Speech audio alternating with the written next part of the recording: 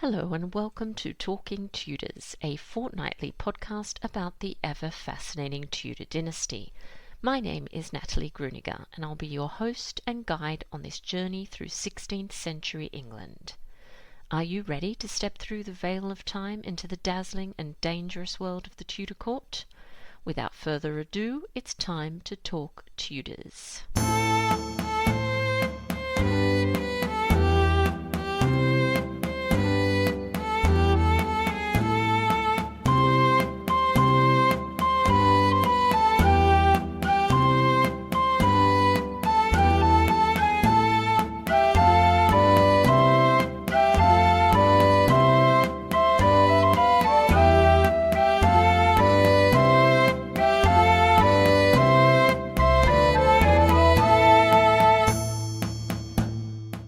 Hello everyone, welcome back to another episode of Talking Tudors. I'm your host, Natalie Grueninger. Thank you so much for joining me today. Before we jump into this week's episode, I'd like to mention A Weekend with Elizabeth I, a 2-day online event exploring the life and reign of this iconic Tudor queen that's taking place on the weekend of the 17th and 18th of February. Enjoy talks by 7 leading Tudor history experts, all from the comfort of your home. Participants will have access to all the content for 2 months after the event ends, so there's plenty of time to catch up if you're unable to watch any of the lectures over the weekend. The stellar list of contributors includes Dr. Nicola Tallis, Professor Susan Doran, Dr. James Taff, Professor Carol Levin, Professor Maria Haywood, and Dr. Owen Emerson. To learn more and register your place, head to my website on thetudortrail.com or just Google A Weekend with Elizabeth I Eventbrite. I do hope you'll consider joining me. I'd also like to acknowledge and thank the generous listeners who continue to support Talking Tudors on Patreon,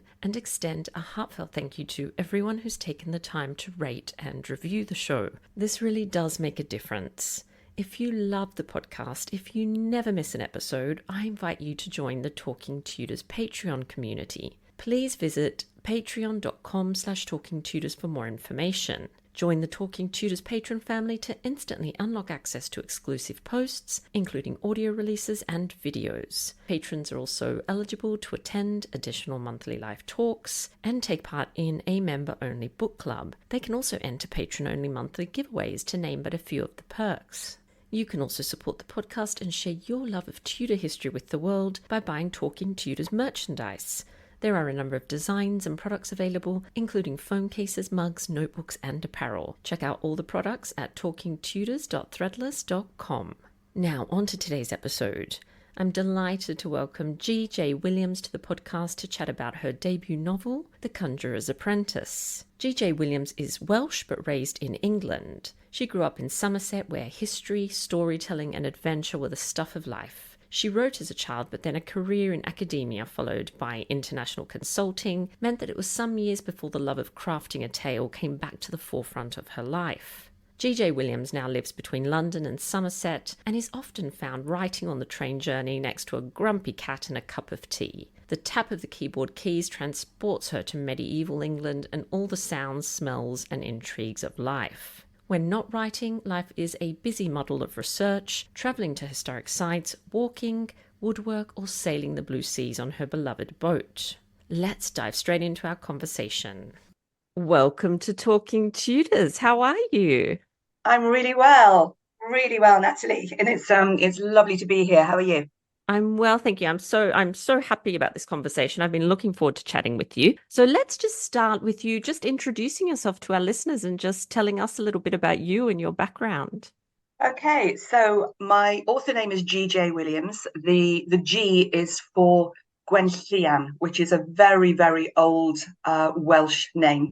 And it's much easier if you say, if you don't have coal dust in your DNA, if you say Gwenllian with the th in the middle rather than the Welsh th. So I'm obviously a Welsh woman. I'm a Welsh speaker, relearning my language. I live in Somerset in England, but also moved to London where I work. And I'm a psychologist by profession, but I actually wanted to be an actress, a writer, or a historian. So I've had to come back to that later in my life. So all of my early years were spent writing, creating stories, learning about history. Went into consulting for years. And writing was really a hobby, to be quite honest. It was a hobby in the background for decades, until a very good friend in her final weeks with us on this side of the veil made me promise to get published. And I promised, and I really went for it. And weeks later, I really started working on that. A year later, I was published, and here I am on the Tudor trail. So delighted to be here. Oh, wonderful. Thank you. And we are here to actually talk about your debut novel, so The Conjurers Apprentice. Do you want to just tell us a little bit about it? Well, my approach is to take real events, real people, and then I throw a plot and the consequent bodies into the middle. So it's set in 1555. So Mary Tudor was on the throne, so Henry VIII's eldest daughter. And so that's come after his son, Edward VI. Now, Mary in 1555 was in the midst of her first phantom pregnancy, but people are already beginning to suspect that there's something going wrong because we're in the 10th month of the pregnancy, and that's just not going to work. And the rumor is starting that she's actually very ill, which she probably was, and that she's going to die, which she didn't, but that was the rumor. And there was a Catholic faction that wanted her husband, Philip of Spain, to take the throne. And if he did that, he'd be taking England, not only keeping England in the extremes of Catholicism, which Mary wanted, but he'd be taking England right into the grasp of the Holy Roman Empire. And there was concern about that, but the only person in his way was Elizabeth, Mary's younger sister. So if she was to ascend the throne, then that meant the Catholic hold would go down. So the story starts when the battered and dying servant of Elizabeth's supporter, Sir William Cecil, is dragged out of the Thames. The last words he utters and a letter in his pocket implicates Elizabeth in a treasonous plot. So Cecil calls John Dee, the great conjurer, the most learned man in Europe, to investigate, and he's delighted to do so. But John Dee is not just a brilliant mind. He's got the added advantage that he has found a young girl in Wales who has this very strange ability to hear the thoughts, the motives, and the feelings of other people. So as a servant, she's disguised as a servant. She can walk amongst the great and the good and the key players, picking up information that she feeds back to him, and he can take the glory that he so craves. So in the story, start with the young boy in the Thames who dies, and then the bodies start to pile up, and they soon realize that they are in a race against time to find a serial killer in London who binds their victims in yellow wool. And they have to find that serial killer before Elizabeth is accused of treason, taken to the Tower, and that's going to be the end of the Tudor dynasty. So I can't tell you much more because there'd be lots of plot spoilers. Well, it sounds absolutely fascinating. I do have it on my TBR list and I want to get to it. I'm just looking at it now, actually. So you've told us a little bit about the sort of context, but do you want to just go perhaps into a little more detail about the historical context of your novel and maybe tell us a bit about what's happening in England at this time? Yeah, it's a really interesting period, actually. And Mary's reign often gets skipped over and is just labelled as Bloody Mary's reign. And not too many historians really go into it because it was a fairly short reign, to be quite honest. So Mary Tudor has been on the throne for just 2 years in 1555. And she's, it was quite a dramatic start. And she was really popular because between Edward and Mary, there was the very short reign of Lady Jane Grey. And now Lady Jane Grey did not want to be queen. She was the puppet of men, really. But what Mary had done was that she had got the nobles behind her. She had found herself an army and she marched to London and she took that throne. So she was very popular because the populace was very much saying, the right thing has happened. But it wasn't long before the scales started to fall from their eyes, and there was quite a lot of concern about Mary. So she reinstated the heresy laws, and that made Protestantism illegal. She was bent on returning the Pope to be the head of the church. She decided to marry a Spanish prince, so Philip II of Spain, and she was so besotted with him just by seeing his picture that she would not listen to anyone. She was just besotted. She was going to marry him. So England was pretty multicultural at the time, but, because there's lots of trade, they were used to seeing people of different colours, different languages. But as, you often find, there was still a lot of xenophobia. And they were really quite worried about having a Spanish king. They were worried about having a Spanish king. They were also worried about the entourage that he brought with him. 4,000 Spaniards followed Philip over to England. Lots of friction, lots of balls in the street. They refused to give the Spanish lodgings. They were very resentful of their dapper clothes and their good looks, that the women liked. So things were really quite tense, certainly in the capital of London. Now, the other thing going on is that Mary was a zealot of the Catholic faith. Now, she'd fought all her life for her faith. She'd fought against her father, she'd fought against her brother, and she was absolutely determined that England was going to go back to Catholicism, what she called the true faith, and back to the overseeing of the Pope. And she wanted to wipe out Protestantism. She saw it as a sin. She saw it as dangerous. And that meant eliminating people who were using those beliefs, preaching those beliefs, living those beliefs. And how did she do that? Well, she wiped them out by burning them alive. Now, everybody calls her Bloody Mary. They believe that she was vicious and evil, but Mary actually really believed that she was cleansing their soul in the flames. So she thought that she was actually sending them to heaven in doing this. Now, the first person to be set alight on a pyre was John Rogers, and he was a clergyman, a man of 10 children. He had to walk through his family to the pyre. That was in February 1555. By May, and May is when the Conjurers Apprentice starts, 18 souls had already gone to their maker in the flames, and over 280 through her reign would have faced that grisly end. So people in May 55 were already thinking, this is a lot of people to burn. And they had a different attitude to executions back then. It was a day out, but the stomachs were beginning to turn, and they were beginning to look at Elizabeth, and thinking there's someone else. People were already beginning to think that she would be a better queen. There was Wyatt's rebellion, where he actually set a rebellion saying that Mary Tudor should not be on the throne. She should not be bringing a Spanish king, and Elizabeth should be on the throne. So things were tense in 1555. Yes, it was quite a traumatic time, wasn't it? And obviously you've mentioned her half-sister Elizabeth, and they kind of always had quite a tense and complicated relationship. But do you want to tell us a little bit more about it? Well, it was very tense by 1555. So as a psychologist, I love to think about what was going on in their minds, and rather than just the facts of where they were and what they were doing. Now, if we look at Mary first, she was very, very close to her mother, Catherine of Aragon, also a staunch Catholic. It was a very loving relationship. So when Henry VIII started to turn his eyes towards Anne Boleyn, mother and daughter really came together. And then when the mother was divorced, when Catherine of Aragon was divorced, there was heartbreak. They hated Anne Boleyn, and they always called her the Great Whore. Anne Boleyn was also very unkind to Mary. So then Anne Boleyn has a little baby girl called Elizabeth. And poor Mary, she's 17 years old. Her father has pushed her away. She is then, with the birth of this little baby Elizabeth, she's declared illegitimate. And she's marched to Elizabeth's home and told, you're going to be this baby's servant. Now, she was actually really kind to Elizabeth. She was in many ways a very kind woman. She was never unkind, never mean to the little girl. But that set up the foundations of a lifelong resentment.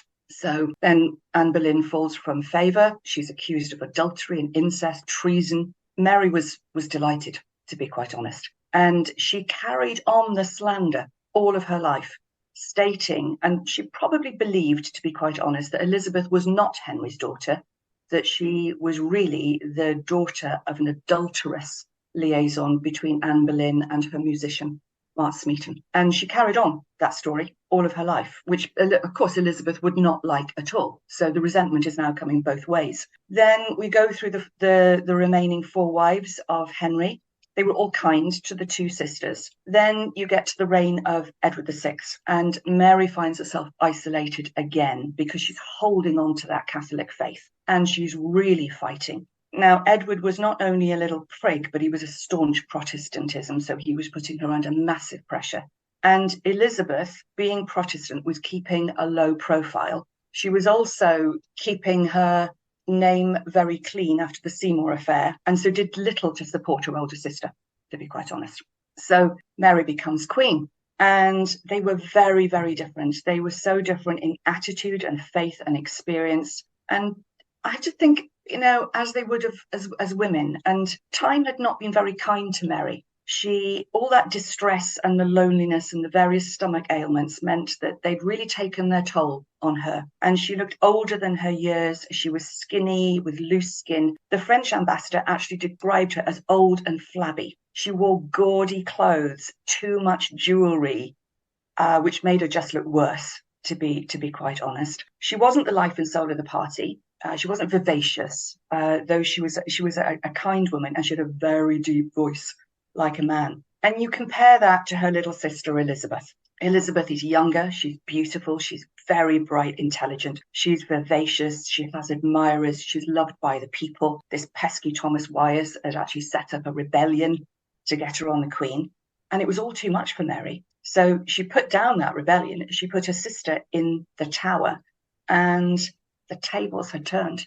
Those two sisters did not trust each other, and it was tense. It really was. So Elizabeth was released to house arrest in Woodstock, but I think it was a rift that would never, ever be healed. Yes, I agree with you. And I always marvel at the fact that Mary released her on the 19th of May, which is, talking about psychology, the power of that is Absolutely. quite incredible. I think that has to be deliberate. Oh, It I has do to too. be. Yeah. And, putting her in the Tower, walking her up the same steps that her mother would have walked up, Yes. where and Elizabeth collapsed on the steps, really believing that she was going to her execution. Yes, it does sound like psychological warfare there, doesn't it, between the sisters? It so was. You have talked about the fact that the country is obviously divided. There are some people that do support Mary, of course, and then others that would prefer to see Elizabeth on the throne. So who are Elizabeth's allies during this period, very, troubled period of her life? Well, she's got quite a lot of allies around her and supporters. I'll focus on those that I use in the series. So Robert Dudley was certainly a supporter at this point. So they've both been in the Tower at the same time, but we don't know whether they met there. Some people say it's very doubtful that they actually met in the Tower. But he had known Elizabeth as a child. He claimed since the age of 8. And he was certainly a good friend, even though at the time he was married to Amy Dudley. Then there's William Cecil. So he's lying low at the time because he was involved in the Lady Jane Grey debacle. He had signed the document. And he then managed to talk his way out of that by saying, no, I only signed it because I was a witness, because I saw other people signing it. I didn't mean it. I didn't want her to be queen. So he talked his way out of execution, but he was lying low in Mary's reign. But he's now joined Elizabeth because he's become her surveyor of her huge number of lands. So he's becoming an advisor, and she trusts him, obviously. Then in her household, you've got the Welsh contingent. I have to say, William Cecil was also of Welsh descent. So he came from the Cecilists of Hereford and Monmouth. And he was very conscious of his Welsh ancestry. But in the house, you've got Blanche ap Harry. So she joined the household when Elizabeth was only months old, and she was probably brought there with the intention of being Elizabeth's governess, because she was brought over by her aunt Lady Troy, who was the very first lady of the cradle. There was Thomas Parry. He was her cofferer and general manager, very loyal, adored Elizabeth, a bit of a blunderer, to be quite honest, but he was there. You've also got Cat Astley. Now, she was a Devonian woman, not the Welsh contingent. She had positioned herself as Elizabeth's mother, effectively, and she was even called Mama Cat by Elizabeth, very close to Elizabeth, very much a supporter, and always given. No matter how many foolish things she did, she was always forgiven, as mothers are. And then there was John Dee, and we don't know whether she knew him, whether she met him before she came to the throne. He'd certainly been introduced to her brother's court by William Cecil. He was known as a very learned man. He was known for doing horoscopes, and he certainly became close pretty quickly when she ascended the throne in 58. So those are the people that I tend to focus on around, but there would be many other people who were supportive of Elizabeth. Absolutely. And a lot of those people that you just mentioned, of course, dedicated their lives to her. It's quite amazing, Yeah. really. And Yes. you've introduced John Dee, who of course you said is one of the characters in your book. I know he's a fascinating man. Do you want to tell us just a little bit more about him and maybe why he wanted this opportunity to calculate Elizabeth's horoscope? Yes, so he is so fascinating, and he was an amazing man, and he was a real polymath. He was incredibly learned, incredibly able, and stretched his brain into every corner you can even imagine. But he's been much maligned by history. So when we see him in films such as Elizabeth, Kate Blanchett's depiction of Elizabeth, he's depicted as an ancient old man in a dusty office. Now, in reality, he was only 6 years older than Elizabeth. They were fairly close in age. And then his reputation was further cemented as an old wizard by Shakespeare, who used him to create Prospero in The Tempest. He was called the Arch Conjurer by people who didn't like him. And that was the equivalent of a cultist back in those times. So who was he really? He was the son of a Welshman called Roland Dee. Roland Dee was a rising and increasingly wealthy man. He was a wool packer, which meant that he could take the taxes of wool, and wool was a huge trade in the 1550s. Young John, also Roland Dee had position at court, so all was looking good for young John Dee. He went to early education. He went to Cambridge at 14 or 15. He was recognised as a scholar. His father had position at court. Then Lady Jane Grey debacle, it all goes wrong. Roland gets involved through the Dudleys, who he's connected to. He then loses his packer licence. He starts to steal plate from St Dunstan's Church, and then he starts continuing to collect the tax on the sly. So he gets caught. He gets interrogated. He's lucky to keep his head. But the Dee family fall from grace and favour and wealth very quickly. So, and I think that's really starts to mould the psychology of the Dee we know in later life. So John Dee went to the Low Countries. So he went to universities such as Louvain. And this is where his huge intellect really started to expand. So he was studying with men like Frisius and Mercator and Atalius on maps and astronomy, Commandino on mathematics, and many others. So he was working with the great minds of Europe. He loved that intellectual friendship. He was learning about mathematics, astronomy, cartography, tides, religions, the Kabbalah, medicine, more, and he started to build his great library. But he was constantly trying to claw back the position that his father had lost. So when he came back to England, he went to the court of Edward VI and presented him with books, and he was given a pension, and he thought he was on the rise. But then Edward didn't last very long. That poor lad died early. Mary arrived, and Mary would have no truck with John Dee. And then if you imagine the psychology, he really wants to be at court where he feels he should be. And the other part of John Dee is that he made some foolish decisions. And one of the foolish decisions that is depicted in The Conjurer's Apprentice was just 3 months before the novel starts. He went to Woodstock, where Elizabeth is under house arrest, and he casts the horoscope of Elizabeth and Mary and Philip of Spain. Now, he predicted that Elizabeth would be queen. Now, that's not a good idea. Not a good idea at all, because it is treason to speak of a monarch's death.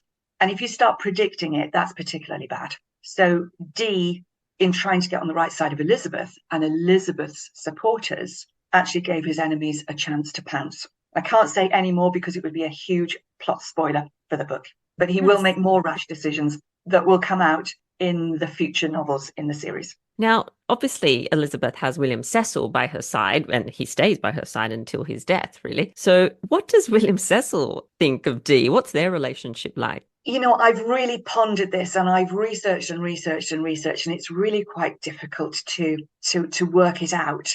Because if you look back at what people were writing in those times, they didn't, unless it was poetry, they didn't really write that much about how they were feeling about things. It tended to be quite factual. But there is some evidence that Cecil used John Dee. There is evidence, some say that John Dee was actually in Cecil's spy ring. And it's certainly true that John Dee would put the code 007 on some of his letters. So was that a code that was saying that there's something in this letter? We know that Cecil did introduce John Dee into Edward's court, and he assisted him in impressing the young king. He assisted him in getting a pension. So then he was certainly an advocate of John Dee. After the horoscope incident, I think Cecil, he was wily. The Cecil kept close with people who were useful to him and kept distant those who could be problematic to him. So I think after the horoscope incident, Cecil seems to keep Dee at arm's length.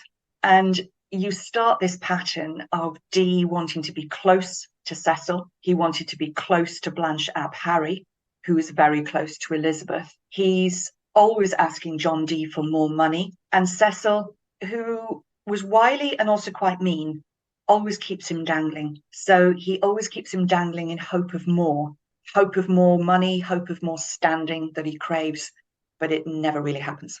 Gosh, another complicated relationship. The Tudor court Really is complicated. absolutely full of them, isn't it? Yeah. And so you've obviously spent a significant amount of time researching your novel. That is very clear. So did you uncover any surprising facts during this time? Oh, I could talk to you for an hour about things that when I read them, I thought, really? Because I think, Tudor history, it's just a pot of amazing things and gossip and characters. So things that come to mind immediately, I think that one of the big things is Bloody Mary and her real character, the character that was Mary Tudor. So despite this reputation of being a zealot who would send people to their death and not even think about it, the other side of Mary was very sweet, very kind, gentle, generous to those around her who she trusted. Her ladies in waiting absolutely adored her. She was passionately in love with Philip. She would weep when he wasn't there. She would give him anything, and so that's a very different, passionate, emotional side to a woman that is so often depicted as hard and severe. Her husband, I was really quite amazed to find out, had a bit of a reputation as a peeping Tom. So he was smacked by one of her ladies in waiting when they were getting ready, and he was peeping behind a curtain. He actually had a whack on his arm. But for all of that, he didn't like Mary very much. He left her for months, despite her distress. He demanded money for foolish wars. He was instrumental in losing Calais. That broke her heart even more. He had a mistress. And it seems he also had a warm eye for her younger sister, which goes back to what we were saying about the psychology between the two women, because very quickly after Mary's death, there was a suggestion through the Spanish ambassador that Philip would then marry Elizabeth. So those two really interested me. I think the other thing I found out that really made me really happy as a Welsh woman is to find out that John Dee, though raised in London, was absolutely passionate about his Welsh roots. He spent huge amounts of time tracing his own lineage back, and it shows part of his character. Of course, he traced himself back to the royal kings and to Arthur. Of course, that would be part of his character. And I also found out that he kept very close tabs with his Welsh relatives. He went to the Welsh borders and he was communicating with them, and they would have been first language Welsh. And that made me delve more, and some really excellent research by Paul Russell in Cambridge has given plenty of evidence showing how he annotated manuscripts, how he was corresponding.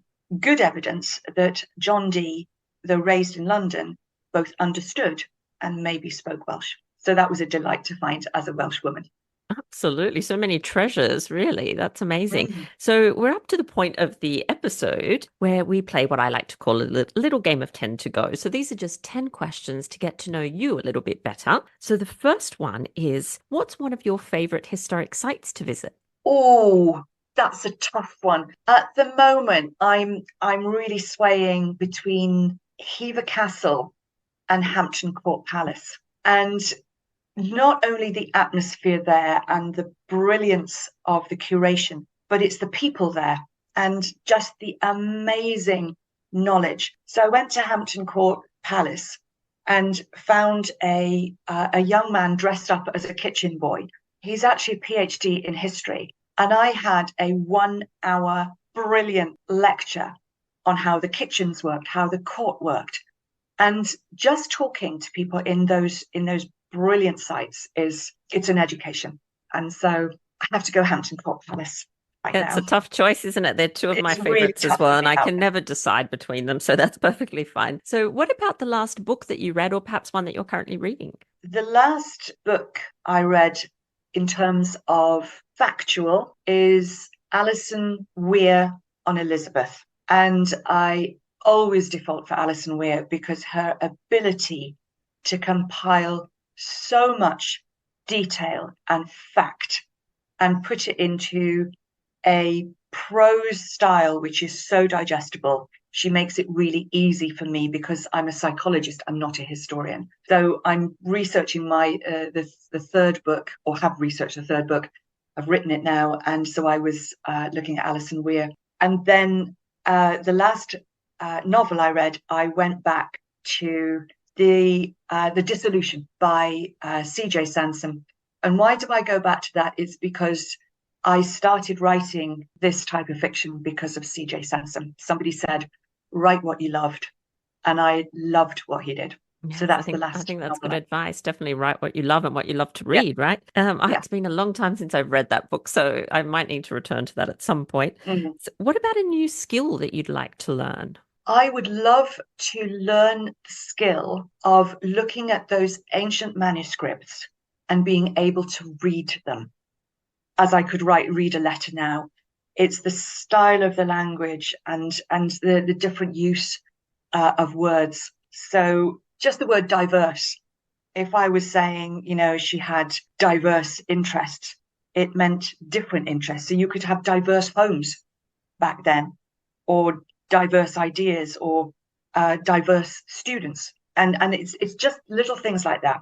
I would love to be able to read those manuscripts as easily as I can read Alison Weir. Does take a lot of practice, and of course the non-standardized spelling doesn't help, does it, when No, one word is no. spelt in 5 ways. What do you like to do to relax and unwind a little bit? To relax and unwind, I do one of two things. If I've got a plot problem that I cannot unknot, I go for a walk. And I'm really lucky. I live near a bird sanctuary, a wildlife area, and I go yomping through looking for different birds. And I can guarantee by the time I'm walking back up the hill down to my village, I've sorted the plot problem. If I just want to get away from it all, I sail. I come from a whole family of sailors, and if you put me on the water, I'm a very, very happy woman. And I'm also find that the motion of the boat helps me plot through as well. So it helps. Wonderful. And do you have any pets? I do. I have a rather grumpy cat called Millie, who is extremely beautiful, extremely cute looking, and is a little madam. You can't pick her up. You can't pet her. She's a princess. And what about a travel destination that perhaps you haven't been to, but you'd really like to go to? I would love to go around Europe because there are so many brilliant medieval towns that are as they were, and medieval courts. So, if I may, I would like to go on a multiple destination tour of Europe around all of those sites and learning more about medieval Europe. And I would love to go to the places that John Dee went to: Louvain, Cologne, Antwerp, the courts that he would go to in later life. I would love to do that. That sounds like a wonderful trip. And what about in terms of seasons? What is your favorite season and why? Spring, always spring. I don't like the dark months. I have to get away in the winter. And when you see the world coming alive and my national flower, the daffodil, coming up through the ground, I just think, yes, warmth is coming back, light is coming back. The hope of a lovely summer is coming back. So it's definitely spring. And you're obviously, very passionate about Tudor history. Are there other periods of history that you feel quite drawn to? Early medieval. So I also, in the background, I have started a series of early medieval, also murder mysteries, but going back to the 1100s and the 1200s. I mean, again, it's an era where there's so much politics, so many characters, so many outrageous incidents and skullduggery. It's absolutely fascinating. And in particular, where I would go then is into early medieval Welsh history, because it was turbulent. So you've got family clashes, you've got sibling clashes, you've got skullduggery, you've got, joining with the English, going against the English, and everything. It's fascinating. And what does your ideal Sunday morning look like?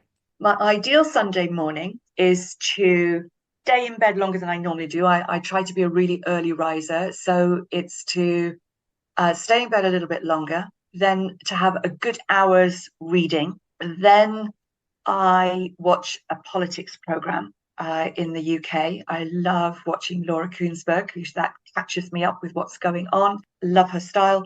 And then I go for a walk. So I mix my head and learning about my environment and the country, and then going out for a refreshing walk. And it doesn't matter if it's raining, hailing, shining, I'll go.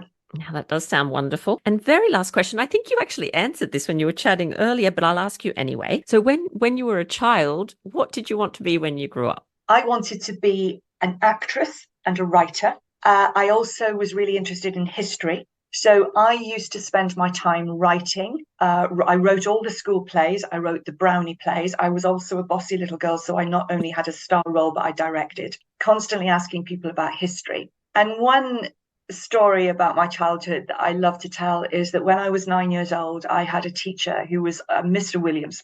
We had the same surname. And he said to me, "What do you want to be when you grow up?" And I said, "I want to be a writer, and I want to write about olden times." And he said, "Well, go on then." And then life took me in a different direction. And then at the launch party of my first published novel, The Conjurers Apprentice, Mr. Williams was on the stage with me. Oh, that is a lovely story. I love that. Yeah. That's really lovely. And so the very last thing, and I promise I'll let you get on with your day, is the Tudor takeaway. So I like to ask my guests for a takeaway, something for our listeners to go off and explore after the episode. So do you have a Tudor takeaway for us? I do. I'm going to give you 3. So if you want to understand the Tudor court, the personalities that created Mary and Elizabeth, to go back, go to Alison Weir. She's written so much about the Tudor court, and she will take you into that court. You feel as though you're there and you understand the personalities. That woman is a psychologist as well as a brilliant historian. If you want to understand Mary as she really was, go to Anna Whitelock's book, Mary Tudor, England's First Queen, because she really gets under the skin. And your podcast is my go-to, but there's a website called History Extra, great articles.